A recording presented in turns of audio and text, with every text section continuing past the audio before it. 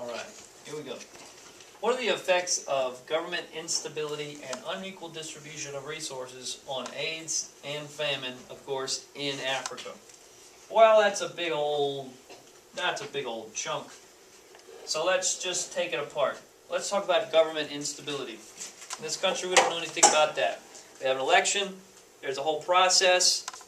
The president, the president or whoever is getting elected, whether it's governor or senator or whatever, or even a mayor of a small town like Cairo, we have an election. The person with the most votes wins, and they go into office.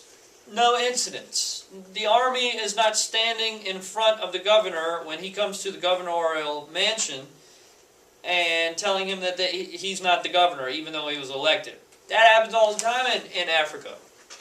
If somebody's in power and they're voted out of power and they don't want to leave, then they have their boys, the army, their own personal army, kind of, like a lot of times, start a civil war against the person who beat them in the election.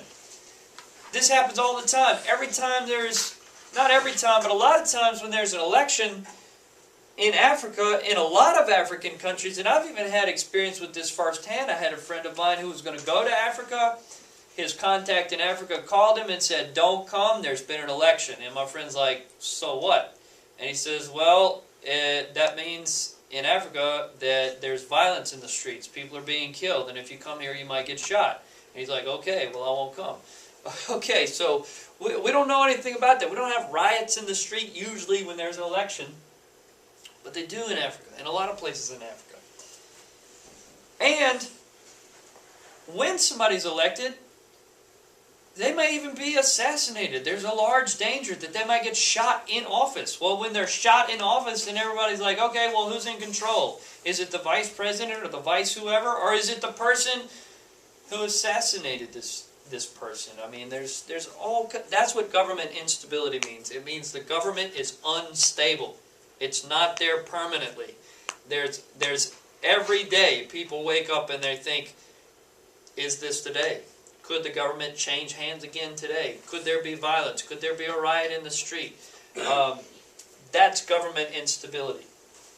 Now, if you have government instability, people can't really get a foothold in what they're trying to do. Now, government instability plus these two things at the bottom is a big problem. In Africa, in parts of Africa, because of drought, there is something called famine. Famine is when there's literally not enough food to even buy. It means everybody, even the rich people, are starving. They don't have enough food to eat because there isn't even enough food in the country to feed people. So people might go on a piece of cornbread this big around for the entire day. That's their meal. I had a good friend of mine, his name was Obey, and he was from Tanzania. And he's passed away now. He died, I believe, from dysentery or malaria or something. I know he had malaria, but I can't remember what he died from. He was in his late 40s when he died. And he was describing to me that when he was a boy in Tanzania, there was a famine. And literally, his mother would make him a flat piece of cornbread in the morning, and that had to do him for the entire day. And he had like 10 brothers and sisters, and some of them didn't make it. They starved to death. I think that's what he told me. But I know that he also told me that he went days without eating.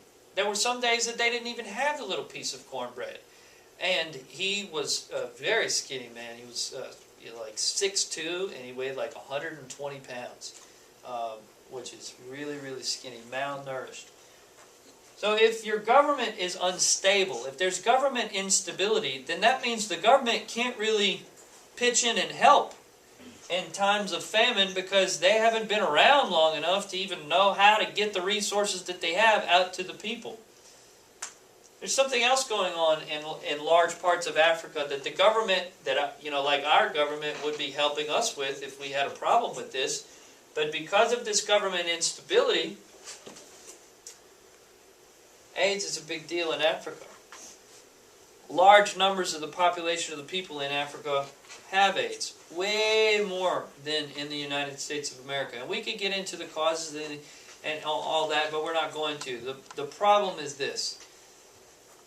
There are drugs that can help fight the consequences of this. In other words, people can live a long time. Even though they have the AIDS virus, they can live a long time as long as they are on the correct drugs. The problem with those drugs is they're very, very expensive. Which leads us to this.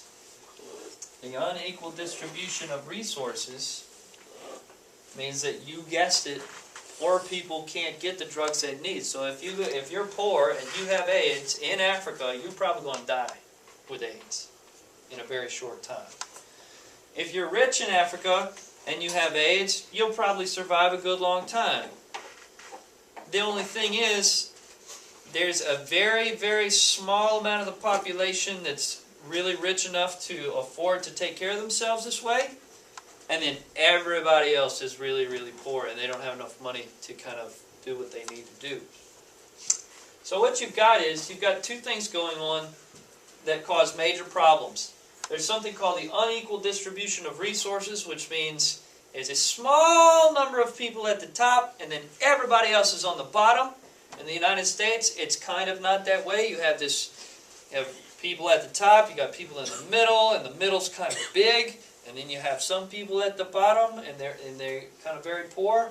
Not in Africa. In Africa, it's major. Like, you're either at the top or you're at the bottom. There is no middle, and there's only a few people at the top. Most people fall at the bottom of the economic scale.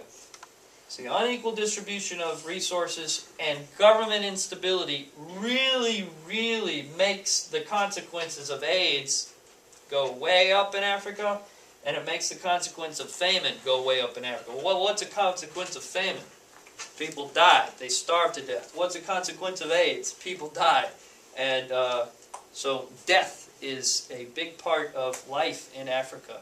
As I told you, my friend didn't die with AIDS, and he didn't die because of famine, but because he was so malnourished, and because he was not a rich man, he was not able to afford the drugs that could have saved his life. When he did contract, I think it was dysentery or something, which is a disease he got from drinking contaminated water, which again is another issue in Africa, as we've already stated.